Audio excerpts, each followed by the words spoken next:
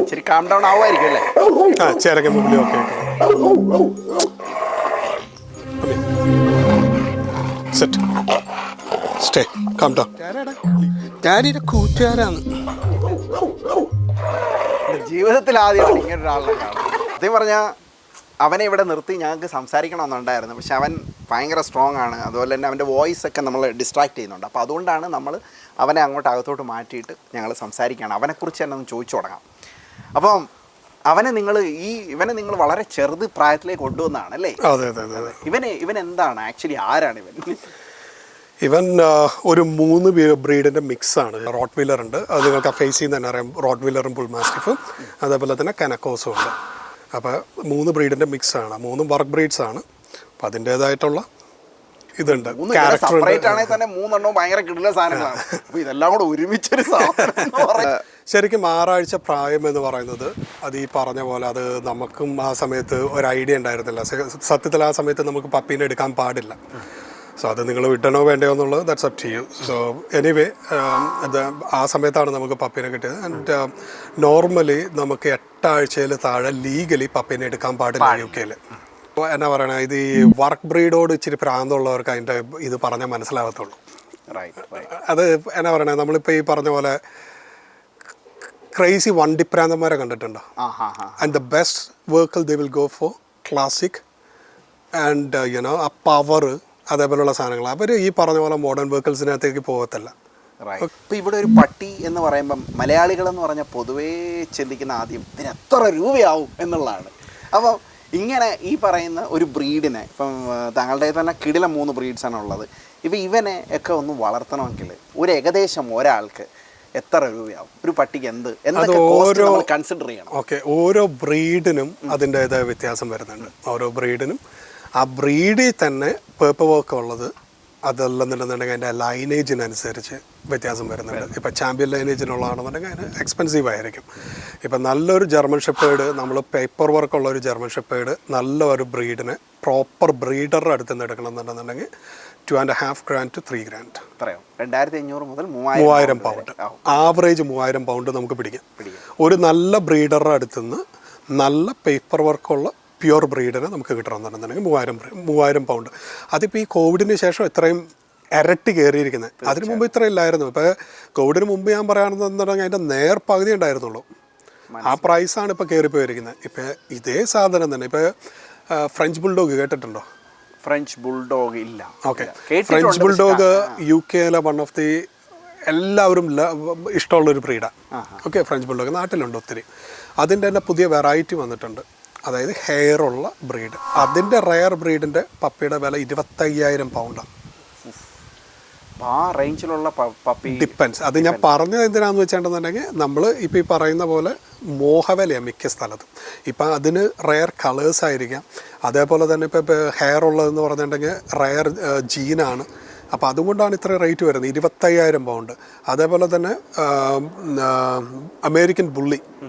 American ബുള്ളിയുടെ rare breed ഒരിടയ്ക്ക് ഇവിടെ പോയിക്കൊണ്ടിരുന്ന 30,000 തൊട്ട് 50,000 പൗണ്ടിനാണ് ഒരു പപ്പി പോയിക്കൊണ്ടിരുന്നത്. അമേരിക്കൻ ബുള്ളി ഇവിടെ അലൗഡ് ആണോ? ഓ, അമേരിക്കൻ ബുള്ളി അലൗഡാ. അമേരിക്കൻ ബുള്ളി അല്ലേ, അത് അലൗഡ്. ഇവിടെ അലൗഡ് അല്ലാത്തത് ഒന്ന് ബ്രസീലിൽ നിന്നുള്ളൊരു ഡോഗുണ്ട്. അതേപോലെ തന്നെ ജാപ്പനീസ് ഇന്യു. അതേപോലെ തന്നെ നമ്മുടെ ഫൈറ്റിംഗ് ഡോഗ് നമ്മുടെ അമേരിക്കയിലെ അതായിരിക്കും ഉദ്ദേശിച്ചത്. മറ്റേ പിറ്റ്ബുള്ള് അതായിരിക്കും ബായി ഉദ്ദേശിച്ചത്. പിറ്റ്ബുള്ള് ഡിഫറെൻ്റ് ആണ്. പിറ്റ്ബുള്ള് ഇവിടെ ബാൻഡാണ്, പക്ഷെ ഒത്തിരി ആളുകളുടെ അടുത്ത് പിറ്റ്ബുള്ള് വൺ ഓഫ് ദ ബെസ്റ്റ് ബ്രീഡാണ് സത്യത്തിൽ. അത് നമ്മൾ എന്നാ പറയണ, നമ്മൾ ഹാൻഡിൽ ചെയ്യുന്ന പോലെ ഇരിക്കും. ഓക്കെ, നമ്മൾ ഓണറിനെ അനുസരിച്ച് ഒരു പട്ടീനെ കാണണം, ഞാൻ ഓണറെ കണ്ടാൽ മതി എന്ന് പറയുന്നത് വളരെ ശരിയാണ് അല്ലേ? അപ്പോൾ ഇവിടുത്തെ അതൊരു പട്ടീനെ വാങ്ങിച്ചു. ഇപ്പം താങ്കൾ പറഞ്ഞ പോലെ ഇപ്പോൾ 2,500-3,000 രൂപ കൊടുത്ത് ഞാനൊരു ജർമ്മൻ ഷെപ്പേർഡിനെ വാങ്ങിച്ചു കഴിഞ്ഞാൽ പിന്നെ അതിന് ബാക്കിയുള്ള കോസ്റ്റ് എന്തൊക്കെയാണ്? ഓക്കെ, ആദ്യം മനസ്സിലാക്കേണ്ടതെന്ന് പറഞ്ഞിട്ടുണ്ടെങ്കിൽ ഇപ്പം ഞാൻ പറഞ്ഞു ആ ബ്രീഡിനെ തിരഞ്ഞെടുക്കുമ്പോൾ നമ്മൾ ശ്രദ്ധിക്കണം. ഓക്കെ, ബായി ഇപ്പോൾ ഒരു ജർമ്മൻ ഷെപ്പേർഡിനെ വാങ്ങിച്ച് കഴിഞ്ഞിട്ടുണ്ടെന്നുണ്ടെങ്കിൽ ആദ്യത്തെ പ്രശ്നം എന്ന് പറഞ്ഞിട്ടുണ്ടെങ്കിൽ ഷെഡിങ് ആണ്. അപ്പം നമ്മൾ നാട്ടിൽ പുറത്തിട്ടാണ് വളർത്തുന്നത്, ഇവിടെ വീടിൻ്റെ അകത്തിട്ടാണ് വളർത്തുന്നത്. പിന്നെ എന്ന് പറഞ്ഞാൽ നമ്മൾ ആഴ്ചയിൽ 3 ദിവസമെങ്കിലും നമ്മൾ ഹൂവർ ചെയ്യേണ്ടി വരും. And still they will shed. ഒരു പെർട്ടിക്കുലർ ടൈമിലുള്ളൂ എന്നിരുന്നാലും അവർ ഷെഡ് ചെയ്യുന്ന സമയത്ത് നല്ല രീതിയിൽ ഷെഡ് ചെയ്യും. അപ്പം നമ്മൾ എല്ലാ ദിവസവും ചെയ്യുക, അതിന് അതിൻ്റേതായിട്ടുള്ള ടൈം നമ്മൾ കൊടുക്കണം. പിന്നെ ആദ്യത്തെ കോസ്റ്റ് വരുന്നത് എന്ന് പറഞ്ഞാൽ അതിൻ്റെ വാക്സിനേഷനും കാര്യങ്ങളുമാണ്. അതെപ്പോഴും പക്കയായിട്ട് വെക്കുക. അതേപോലെ അതിൻ്റെ കനൽ കഫ് അതേപോലെയുള്ള കാര്യങ്ങൾ വാക്സിനേഷൻ പക്കയായിട്ട് വെക്കുക. അതെന്ന് പറഞ്ഞിട്ടുണ്ടെങ്കിൽ ഇതിനകത്ത് വലിയ കോസ്റ്റ് എന്ന് പറയാനില്ല. ഇപ്പോൾ വാക്സിനേഷനൊക്കെ എന്തോ വാക്സിനേഷൻ എന്ന് പറഞ്ഞിട്ടുണ്ടെങ്കിൽ ആദ്യം നമ്മൾ പപ്പീനെ എടുക്കുന്ന സമയത്ത് നമുക്കൊരു 2 വാക്സിനേഷൻ വരുന്നുണ്ട്. 8ാമത്തെ ആഴ്ചയും 10ാമത്തെ ആഴ്ചയും 2 വാക്സിനേഷൻ. അതിനുശേഷം ഇയർലി അതിൻ്റെ ബൂസ്റ്ററാണ് വരുന്നത്. ഇപ്പം നമ്മൾ കെനലിൽ ആ പപ്പീനെ ഇടുന്നുണ്ടെന്നുണ്ടെങ്കിൽ അതിന് മുമ്പ് നമ്മൾ കെനൽ കഫ് എന്ന് പറഞ്ഞുകൊണ്ട് ഒരു വാക്സിനേഷൻ കൂടി എടുക്കണം. കാരണം ഒത്തിരി അസുഖങ്ങൾ വരും. അല്ലെന്നുണ്ടെങ്കിൽ കെനലിൽ കിടക്കുന്ന പട്ടികൾക്കും അത് ഡേഞ്ചറാണ്. അല്ലെന്നുണ്ടെങ്കിൽ ഞാൻ പറയും കെനൽ കഫ് എടുക്കാൻ പറയും. കാരണം ഒത്തിരി പട്ടികൾ അങ്ങനെ ഒരിടയ്ക്ക് കഴിഞ്ഞതിന് മുമ്പത്തെ വർഷം ഒത്തിരി പട്ടികൾ അങ്ങനെ ചത്തുപോയിരുന്നു. ഓക്കെ, അപ്പം കെനൽ കഫ്, അപ്പം അങ്ങനത്തെ ഒരു ഇതാണ് വരുന്നത്. പിന്നെ മെയിൻലി വരുന്ന ഒരു ഇതാണ് അതിൻ്റെ വെറ്റനറി ബിൽസ്.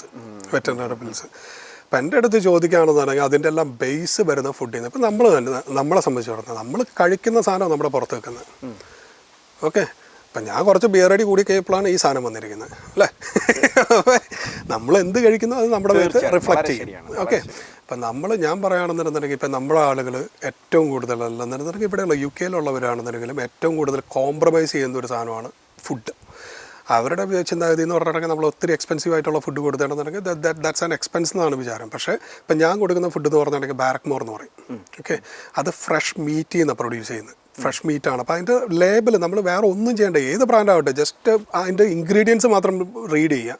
പട്ടിക്ക് എന്നെ സംബന്ധിച്ചിടത്തോളം ഗ്രെയിൻസും സീരിയൽസും അത് അവർക്ക് ഡൈജസ്റ്റ് ചെയ്യുന്ന ഒരു സാധനമല്ല. അപ്പോൾ നമ്മളിപ്പോൾ ഓൺലൈനിൽ പോയി കഴിഞ്ഞാൽ 100 കണക്കിന് ഇപ്പം ഞാൻ പറഞ്ഞു ബൈയുടെ അടുത്ത് എനിക്കൊരു പെറ്റ് ഷോപ്പ് ഉണ്ട്. അതിനുശേഷമാണ് ഞാൻ ഈ സാധനത്തിനെ പറ്റി പഠിക്കാൻ തുടങ്ങിയത്. ഓക്കെ, ഈ പല ബ്രാൻഡുകൾ ഇപ്പം എൻ്റെ കടയിൽ ഒരുപാട് ബ്രാൻഡുകൾ വെക്കുന്നുണ്ട്. ഇപ്പം ഞാൻ വരുന്നവരുടെ അടുത്ത് ഞാൻ പറയും, ഇപ്പം ഈഡൻ പെറ്റ് ഫുഡ്സ് അല്ലെങ്കിൽ ആർട്ടു എല്ലാത്തിലും നല്ലത് ഞാൻ കണ്ടത് ബാരക്മോറാണ്. ഓക്കെ, അത് UK മെയ്ഡ് ഡോഗ് ഫുഡാണ്. നല്ല ഫുഡ് തന്നെ വാങ്ങിച്ചു. ഏകദേശം എന്തോ ഇപ്പം ബാരക്മോറിൻ്റെ ഫുഡ് എന്ന് പറയുകയാണെന്നുണ്ടെങ്കിൽ ഞാനിപ്പോൾ ഇവർക്ക് കൊടുക്കുന്ന ഫുഡ് എന്ന് പറഞ്ഞിട്ടുണ്ടെങ്കിൽ അതിൻ്റെ 80-20 ഫാം ഫ്രഷ് എന്ന് പറഞ്ഞൊരു ഫുഡാണ്. ഞാൻ കാണിച്ചു തരാം. അത് ഫാം ഫ്രഷ് എന്ന് പറഞ്ഞാൽ അതിനകത്ത് ഏകദേശം 5-6 മീറ്റ് ഉണ്ട്. 80% മീറ്റ് ഉണ്ട്. ഡ്രൈ ഫുഡ് തന്നെ. അതിനകത്ത് മീറ്റും ഫ്രൂട്ട്സും വെജിറ്റബിൾസും ഹെർബ്സും സാധനങ്ങൾ മാത്രമേ യൂസ് ചെയ്തിരിക്കുന്നത്. പിന്നെ വൈറ്റമിൻ പാക്സും. ഓക്കെ, ആ ഒരു ഫുഡ് 15 കിലോഗ്രാമിന് എനിക്ക് തോന്നുന്നു അതിൻ്റെ റേറ്റ് എനിക്ക് വരുന്നത് ആവറേജ് 80 പൗണ്ടാണ്. 15 കിലോഗ്രാമിന് 80 പൗണ്ട്. ഏകദേശം നമുക്ക് ഇവനൊക്കെ എത്ര വേണ്ടി വരും? എൻ്റെ 3 പട്ടികൾക്ക് എനിക്കത് 3.5 ആഴ്ച നിൽക്കും. 3.5 ആഴ്ചയ്ക്കും. ഓക്കെ, കാരണം മറ്റ് ഫുഡ് മറ്റ് ഫുഡുകൾ കൊടുക്കുന്ന പോലെ അത്രയും ക്വാണ്ടിറ്റി എനിക്ക് കൊടുക്കണ്ട. കാരണം അതിന് മാക്സിമം മീറ്റ് ഫൈബറും മീറ്റ് കണ്ടന്റും അതേപോലെ വൈറ്റമിൻസും ഓരോ കിബിളിൽ നിന്നും കിട്ടുന്നുണ്ട്. തീർച്ചയായും. മാത്രമല്ല ഇവന്മാരെല്ലാം പക്ക നല്ല ബിൽഡുമാണ്. കാര്യം കൂടെ ചോദിക്കാം നമുക്ക്. അതായത് ഒരു ആവറേജ് ഒരാളിനൊരു പട്ടിയെ വളർത്തണമെങ്കിൽ ഇപ്പം ഇൻഷുറൻസ് ഉണ്ടല്ലേ? ഇൻഷുറൻസും അഗൈൻ ഡിപ്പെൻസ് ആ പട്ടികളെ ബ്രീഡിന് അനുസരിച്ചാണ് അതിൻ്റെ ഇൻഷുറൻസ് വരുന്നത്. ഇപ്പം നമ്മൾ അഗ്രസീവ് ആയിട്ടുള്ള ബ്രീഡുകൾ, ഇപ്പം ബുള്ളി പോലുള്ള ബ്രീഡുകൾ വളർത്താണെന്നുണ്ടെങ്കിൽ അതിന് ഇൻഷുറൻസ് ഹൈ ആയിരിക്കും.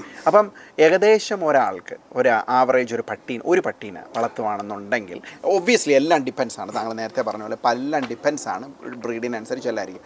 എങ്കിലും ഒരു ആവറേജ് എന്തോ നമ്മൾ മാറ്റി വെക്കേണ്ടി വരും. German shepherd toy breed German shepherd ആണെന്നുണ്ടെന്നുണ്ടെങ്കിൽ ഇപ്പോൾ ഒരു പട്ടീനെ നമ്മൾ വളർത്തുന്നുണ്ടെന്നുണ്ടെങ്കിൽ നമുക്ക് ഏകദേശം ഒരു മാസം വരുന്നത് ഒരു ആവറേജ് 70 പൗണ്ട് പിടി. 70 മുതൽ 100 പൗണ്ട് വരെ. 100 പൗണ്ട് വരെ അതിൻ്റെ ഉള്ളിൽ. ഇപ്പം നല്ല പ്രോപ്പർ ഫുഡാണ്. ഇപ്പം ഞാൻ പറഞ്ഞ പോലത്തെ നല്ല പ്രോപ്പർ ഫുഡാണ് കൊടുക്കുന്നത് എന്നുണ്ടെന്നുണ്ടെങ്കിൽ അതാ വരത്തുള്ളൂ. പിന്നെ അത് അഡീഷണൽ ആണ്. നമ്മളിപ്പം ടോയ്സ് വാങ്ങിച്ചു അല്ലെങ്കിൽ അവർക്ക് ട്രീറ്റ്സ് അതൊക്കെ നമ്മുടെ ഇഷ്ടമല്ലേ, അല്ലെങ്കിൽ അവരെ നമ്മളിപ്പോ ഒരു സ്വിമ്മിങ്ങിന് കൊണ്ടുപോയി അങ്ങനെ എന്തെങ്കിലും അഡീഷണൽ ചെയ്താൽ അതിന്റെ ഒരു അഡീഷണൽ 100 പൗണ്ടിനകത്തേ ഉള്ളൂ. Average 100 pound. സത്യം പറഞ്ഞാൽ നിങ്ങൾ